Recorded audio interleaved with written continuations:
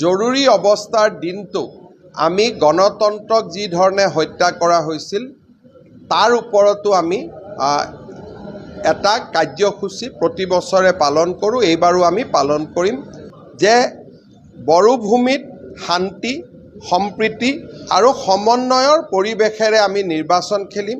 আমি কোনো বড়ো ৰাজনৈতিক দলৰ লগত সংঘাতৰ ৰাজনীতি আমি নকৰোঁ।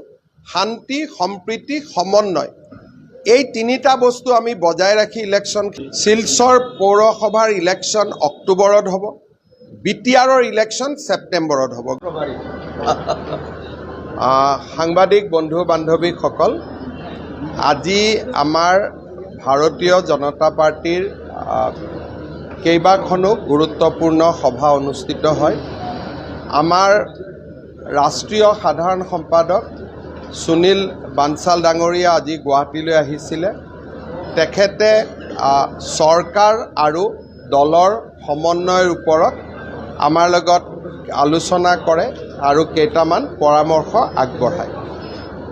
দ্বিতীয়তে, ৰাজ্যসভাৰ নিৰ্বাচনৰ পৰিপ্ৰেক্ষিতত আমাৰ দলে এখন অসম গণ পৰিষদ দলক এৰি দিবলৈ সিদ্ধান্ত কৰিছে।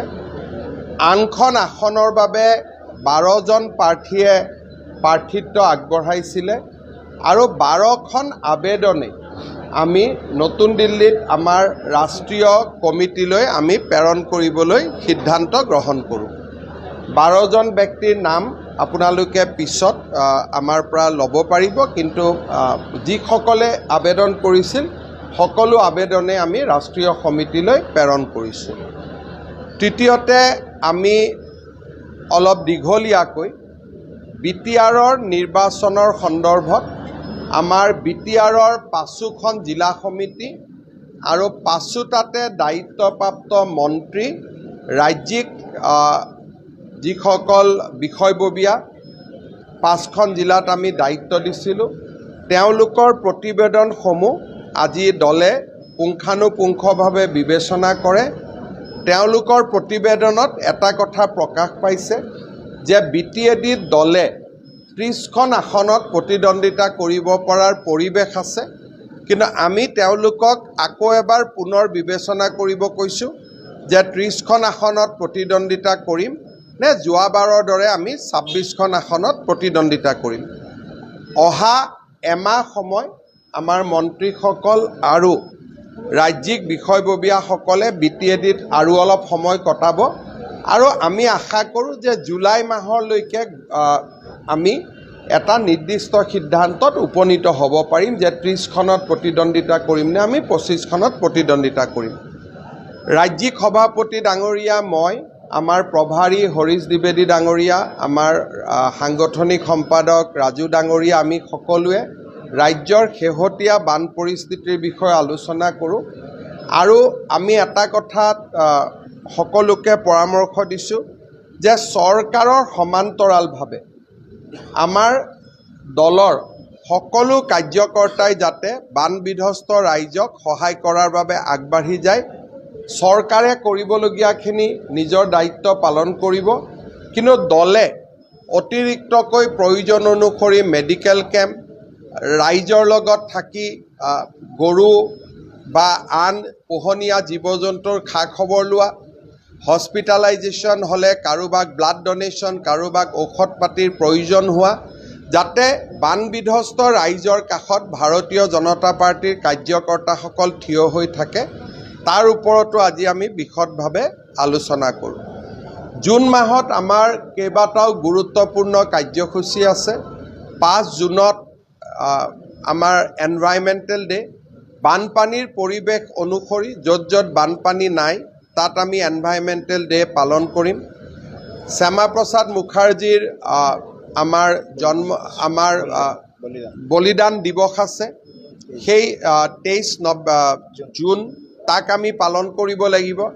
আৰু 25 জুনত জৰুৰী অৱস্থাৰ দিনটো আমি গণতন্ত্ৰক যি ধৰণে হত্যা কৰা হৈছিল তাৰ ওপৰতো আমি এটা কাৰ্যসূচী প্ৰতি বছৰে পালন কৰোঁ। এইবাৰো আমি পালন কৰিম। 29 জুনত আমাৰ মন কী বাত হ'ব।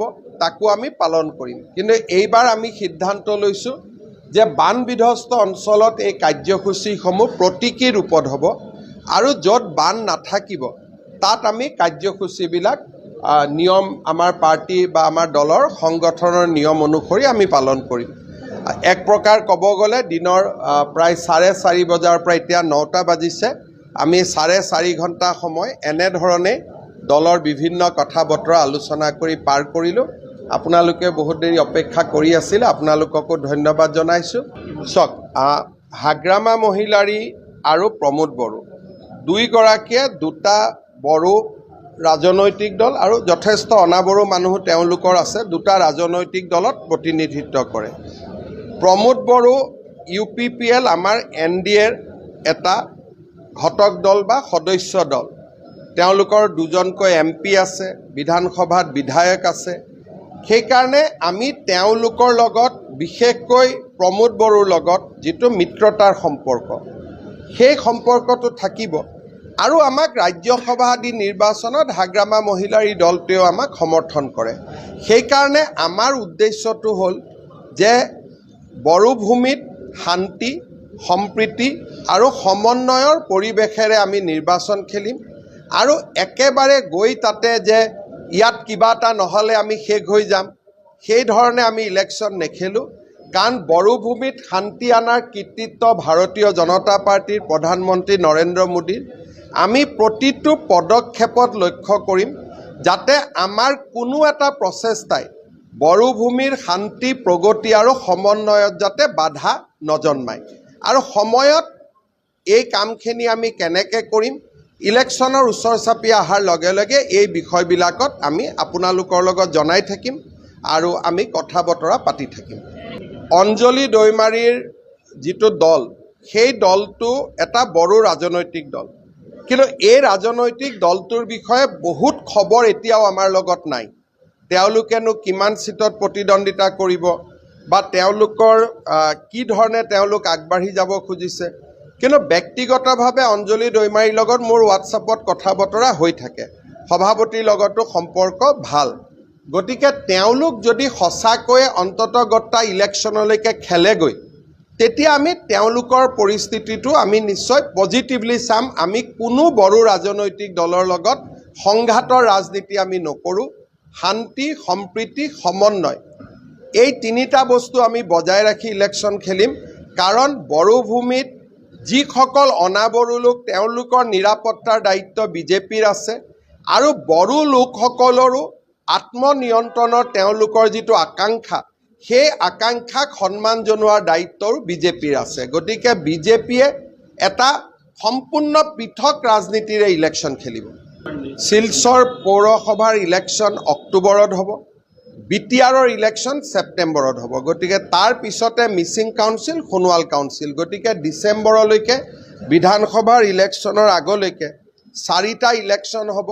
মৰাণ মটকৰো কাউন্সিলৰ ডিলিমিটেশ্যনৰ প্ৰক্ৰিয়া চলি আছে। হয়তো ভোটাৰ লিষ্ট আদি সম্পূৰ্ণ হৈ গ'লে তাতো ইলেকশ্যন হ'ব পাৰে, যদিও তাত আমি ৰাজনৈতিক দল হিচাপে প্ৰতিদ্বন্দ্বিতা নকৰোঁ।